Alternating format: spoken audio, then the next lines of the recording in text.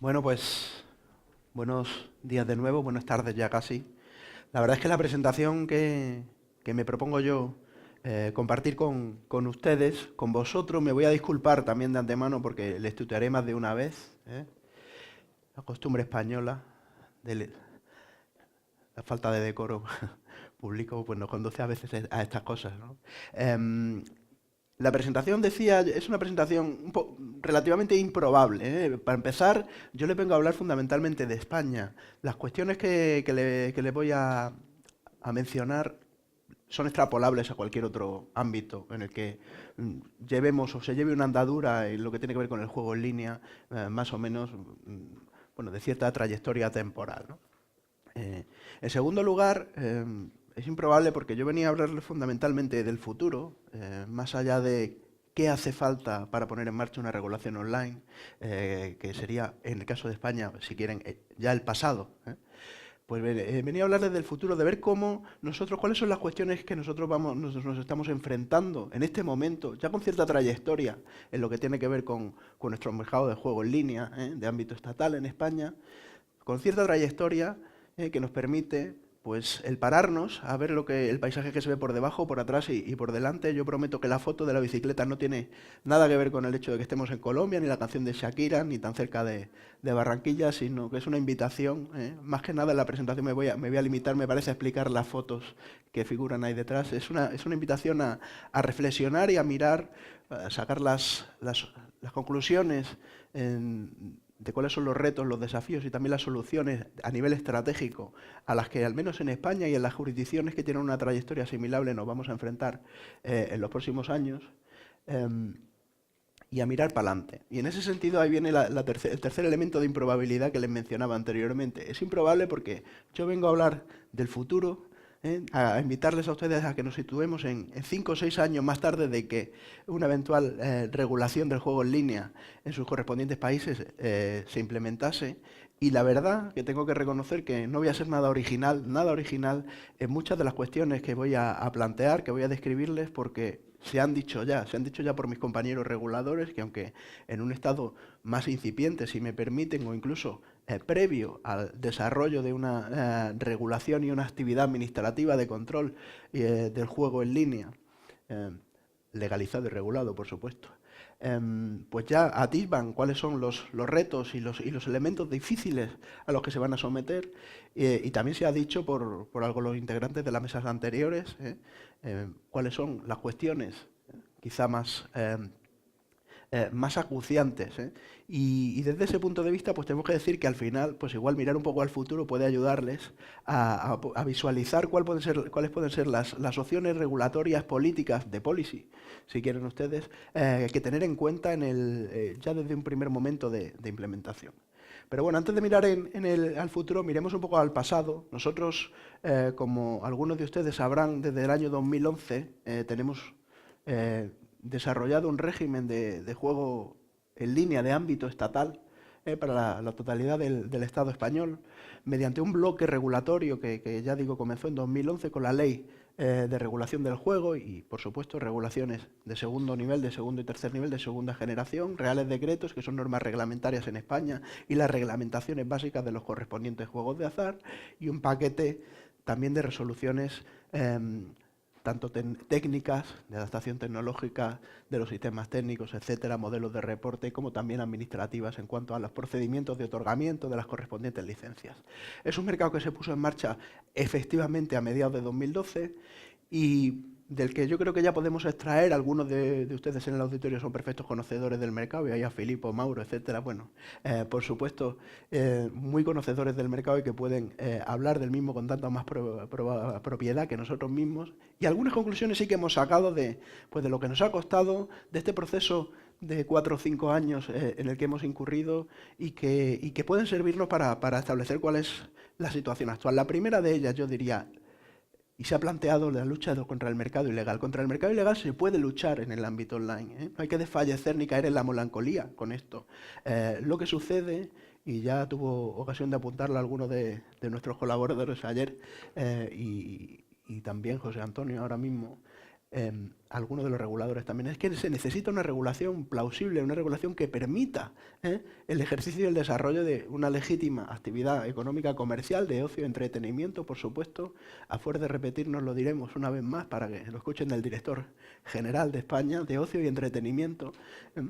y que permita la viabilidad o la posibilidad de desarrollar esa actividad. Ese es el principal instrumento de lucha contra el juego ilegal. También sabemos que entrando en la legalidad de la regulación es muy importante tener una oferta de juego más o menos completa, y esto lo sabemos porque en España inicialmente no fue así.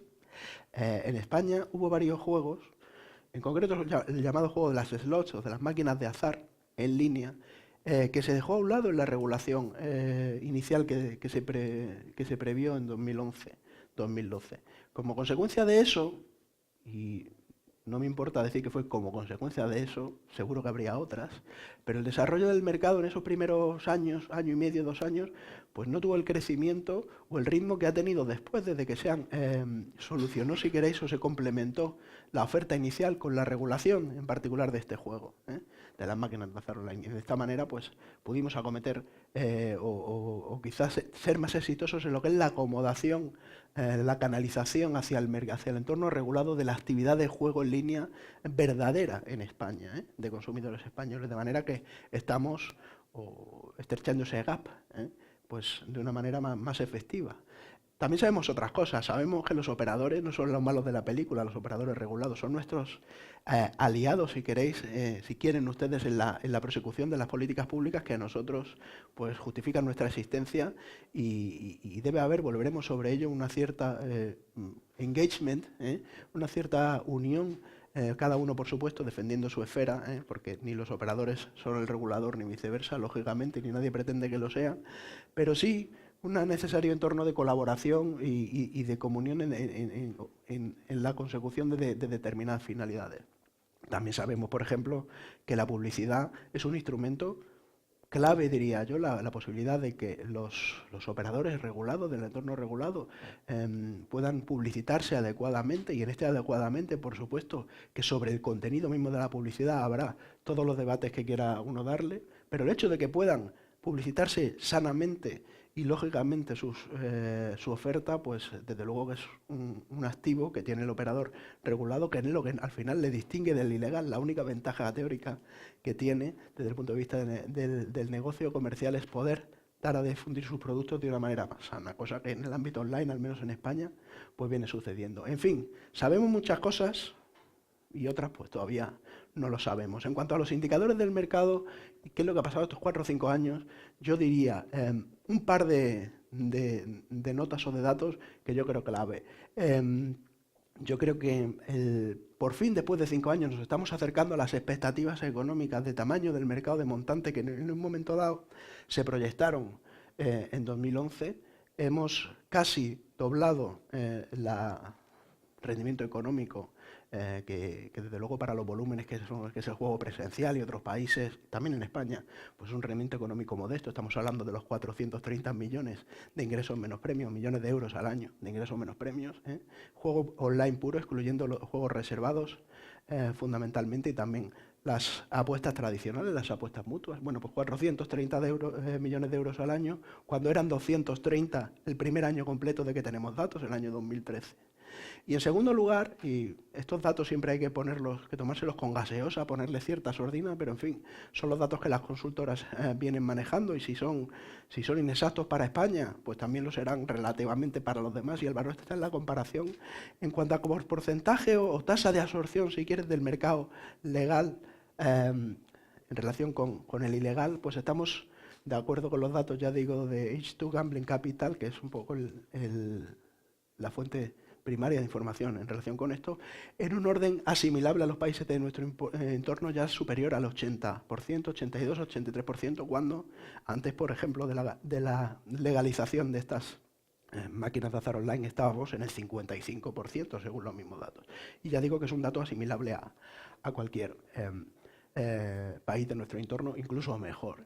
si vamos a los países estrictamente fronterizos.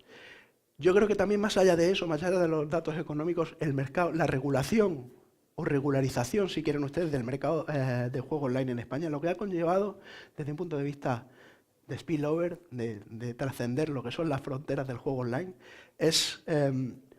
una contribución a la normalización social del juego. Y ojo, normalización es una palabra que a veces se utiliza peyorativamente. Yo no le veo el elemento peyorativo por ningún lado. Desde luego no es banalización, pero sí es la creciente asimilación por parte del ciudadano medio en España de que la actividad de juego pues es una actividad de ocio, de entretenimiento, que puede ser desarrollada con responsabilidad, que la industria de juego, como mencionaba antes el profesor Cases, pues se enfrenta a las mismas o a distintas, pero al fin y al cabo a elementos, a riesgos o a externalidades que debe internalizar de una manera razonable y siempre con lógica empresarial, sin caer en la estigmatización. Y yo creo que el juego, y muy sinceramente lo digo, creo que el desarrollo del mercado online en España ha contribuido en beneficio de toda la industria en general a este elemento. De manera que ahora pues estamos en España mucho más familiarizados, lo digo de nuevo para bien, con este fenómeno del juego. Estas serían las dos notas, si queréis, fundamentalmente positivas que le daría yo a la trayectoria que ha llevado el mercado de juego estatal en estos 5 años. Pero también es verdad, y quizá esto sea lo más interesante de la exposición, si es que hay algo interesante ya a estas horas y antes de la comida en cualquier exposición,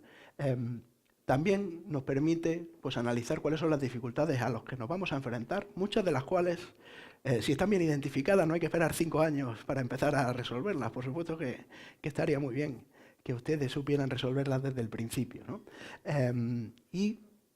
podemos hablar de 4 órdenes de cosas desde un punto de vista muy estratégico. En primer lugar, y se ha mencionado varias veces esta mañana, la oferta de juego. La oferta de juego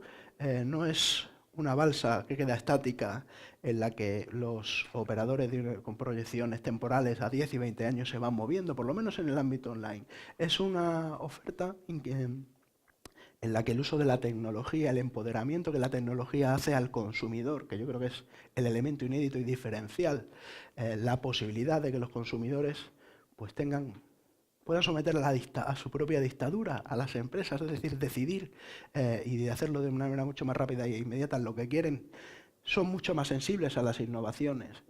que además suceden porque per se el entorno, y se ha dicho esta mañana con ejemplos, los skill games, los fantasy, los eSports, el entorno es propicio para estos desarrollos tecnológicos. Pues bien,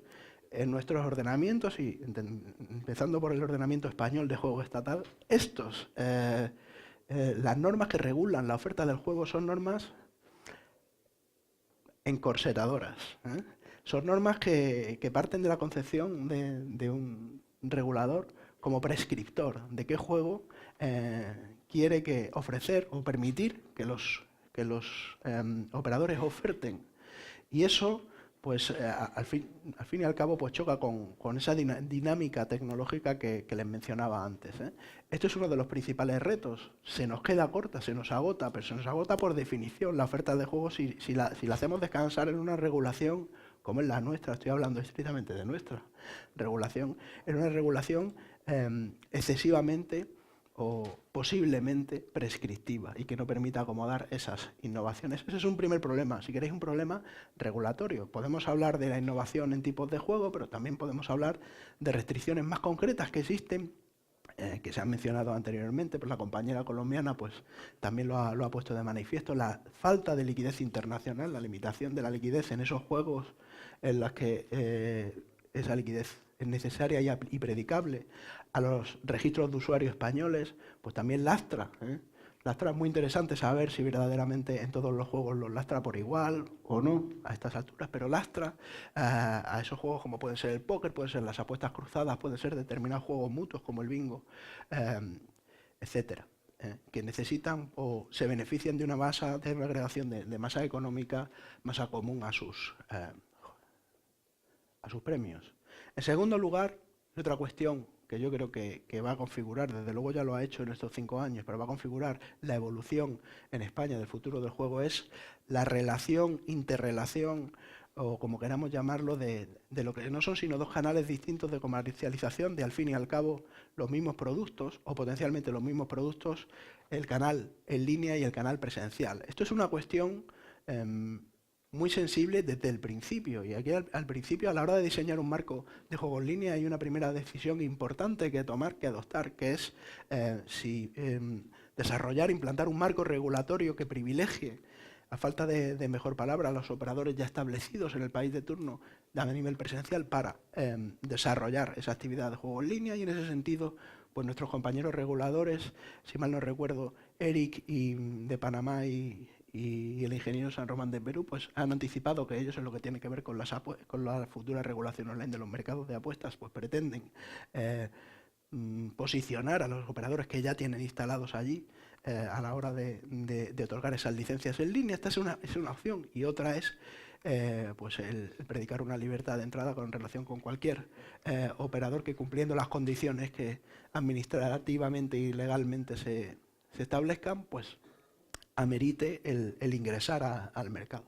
Pero no es de esto de lo que quiero hablar, o la dificultad que quiero poner de manifiesto 5 o 6 años más tarde. En España, por cierto, tomamos o adoptamos la segunda de las posiciones y de las estrategias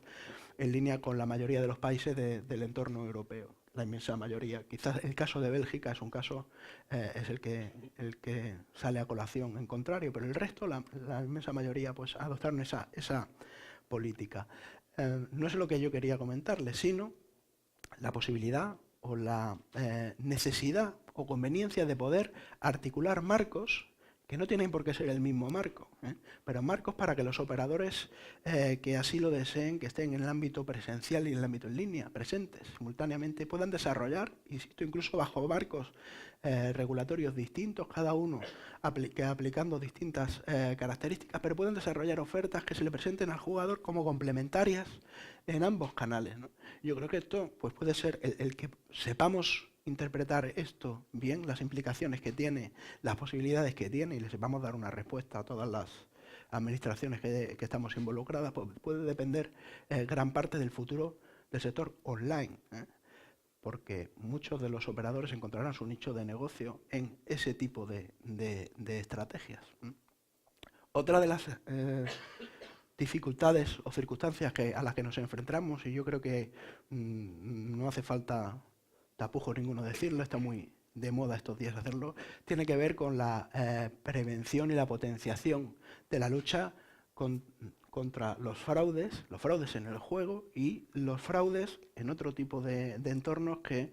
se canalizan a través de las actividades de juego, y en particular, y de ahí la foto, el fraude en las competiciones deportivas, el llamado amaño de partidos. Aquí hay que advertir, efectivamente, este no es un problema ni exclusivo del juego, ni fundamentalmente exclusivo,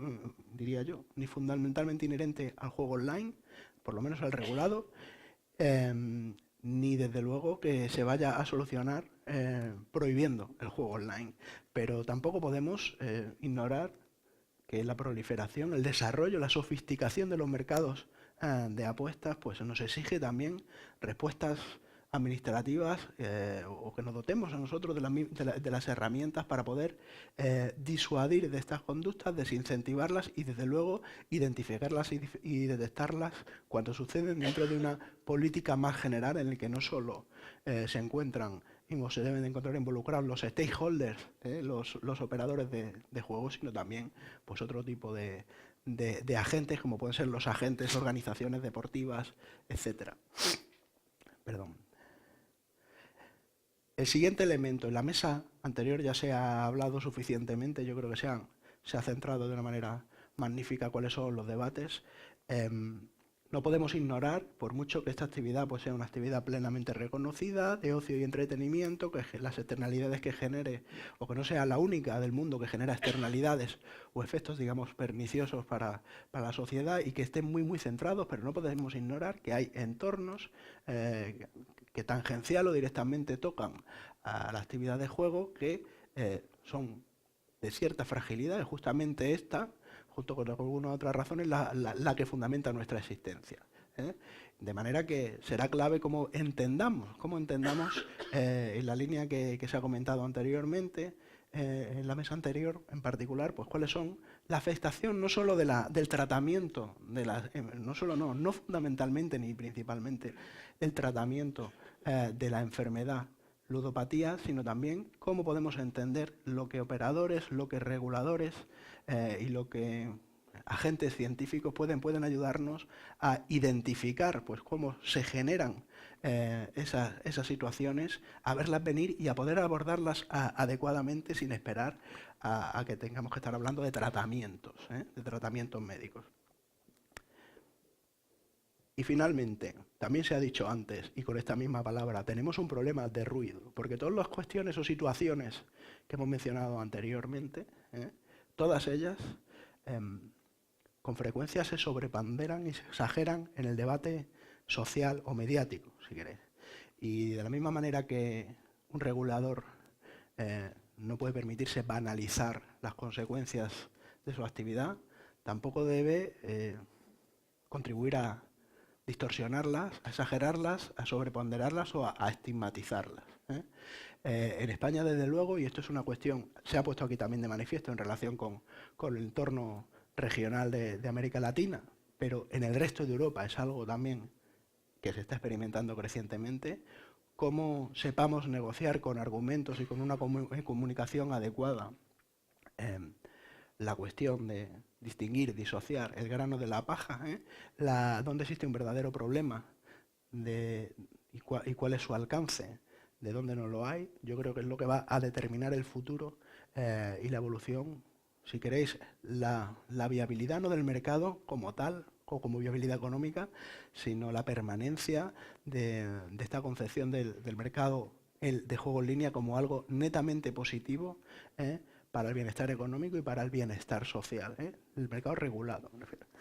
En ese sentido, y muy en paralelo a las cuestiones que les mencionaba antes, pues quería dedicar estos últimos minutos a quizás concretarle un poco más cuáles son, al hilo de estos desafíos que tenemos, pues cuáles son las medidas que desde luego en España pues andamos pensando en ellas, que pueden ser compartidas o compartibles al menos en otros entornos, y que desde la fortuna que tengamos en cómo enfocarlas pues determinará si realizamos una contribución provechosa al mantenimiento y al robustecimiento de este mercado en los próximos años. En primer lugar, ya digo que muy en paralelo a como lo hemos venido contando antes, el marco regulatorio que tenemos en España pues se beneficiaría,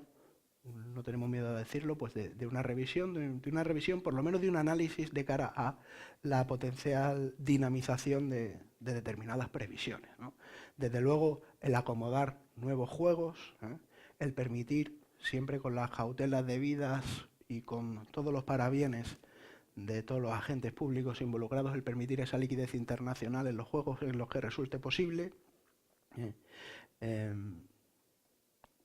como medidas de dinamización de juegos concretos y luego como medidas más estructurales, por supuesto, el racionalizar determinadas condiciones de acceso y de ejercicio de la actividad. De lo que se trata es de permitir, en definitiva, acomodar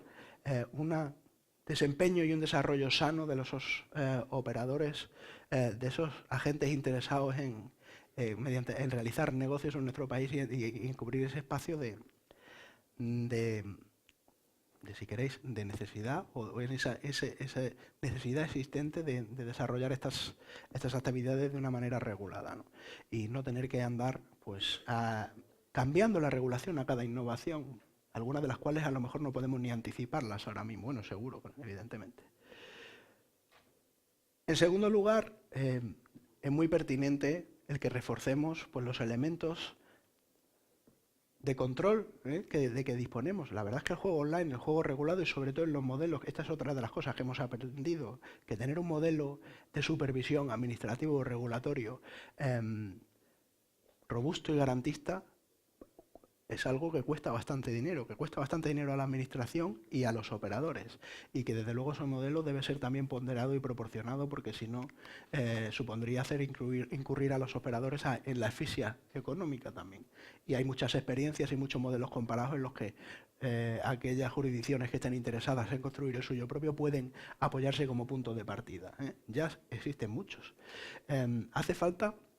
el potenciar o el optimizar esas herramientas de supervisión que tenemos, no solo para garantizar un desempeño seguro de los propios juegos, sino también para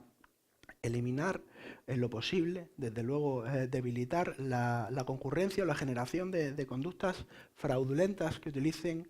a la actividad de juego y al canal de juego en línea como instrumento propiciatorio para esas conductas. Se habló ayer largo y tendido, también fue un debate muy interesante, de verdaderamente, en el marco del lavado de activos, del blanqueo de capitales, y verdaderamente la industria del juego como tal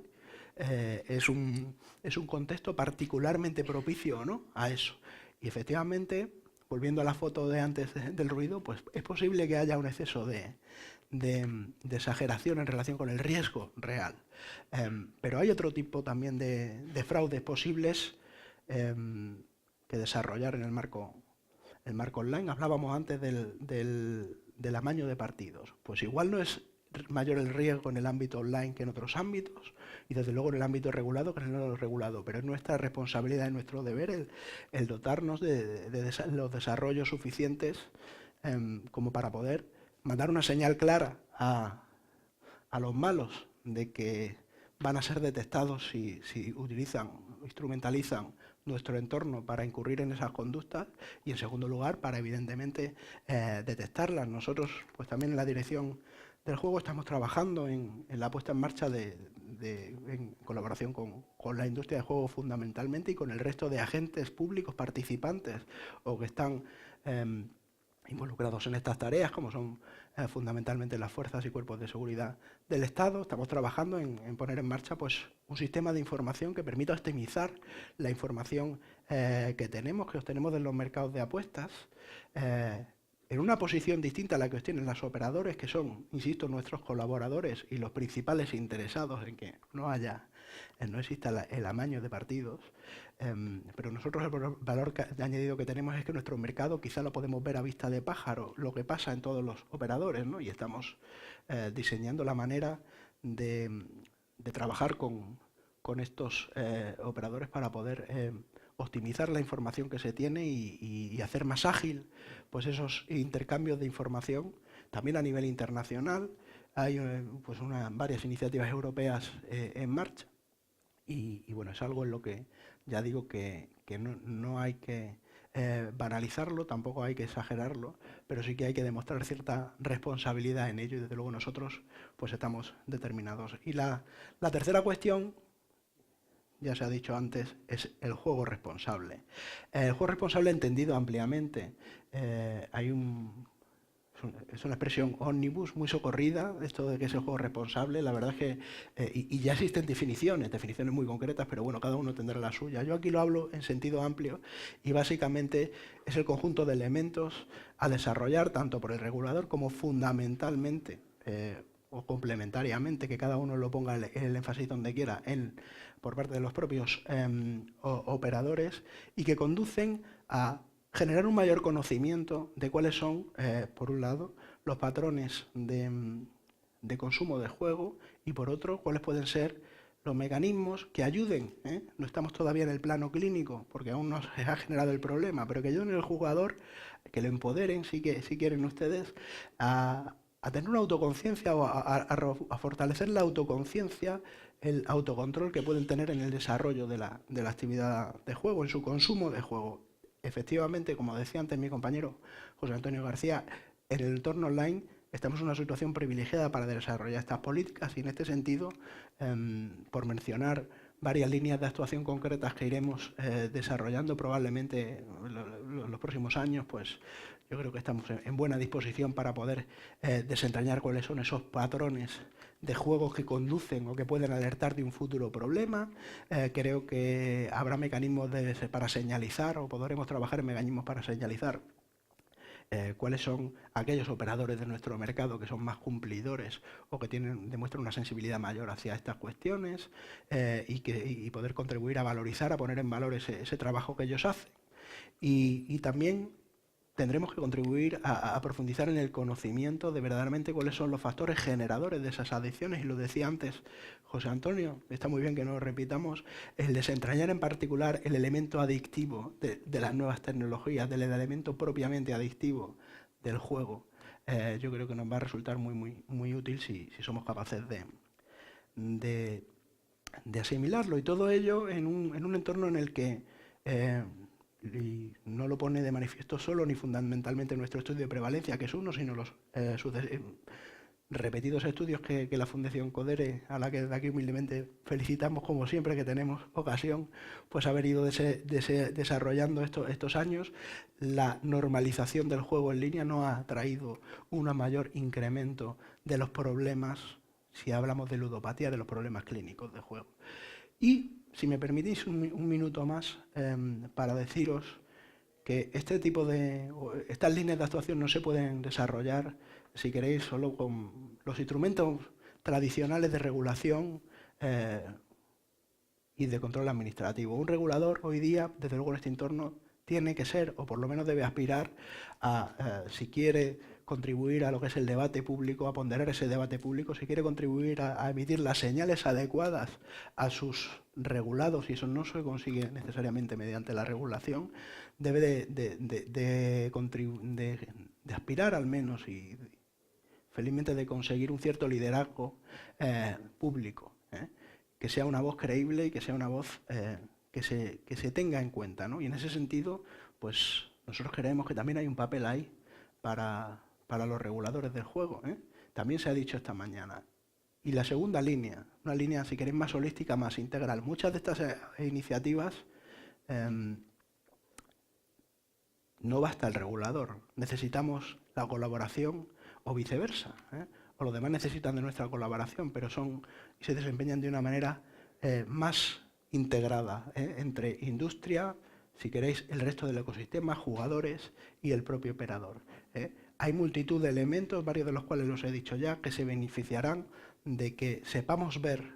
los matices que cada uno nos corresponda, sepamos ver y trabajar conjuntamente en este tipo de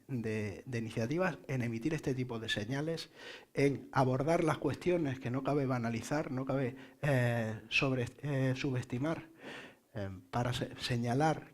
o reforzar el carácter responsable de esta industria, y eso, desde luego, pues hay que contar con la colaboración de todos los agentes.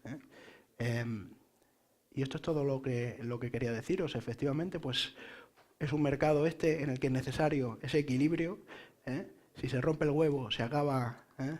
lo que hay dentro y se escurre, y por tanto, pues debemos movernos todos en esa ponderación, mirando al futuro. Yo creo que con optimismo. Creo que el balance de estos 5 años, desde luego, de desarrollo y de implantación del juego en línea en España es con sus claroscuros, que en otros años hasta hemos expuesto de una manera,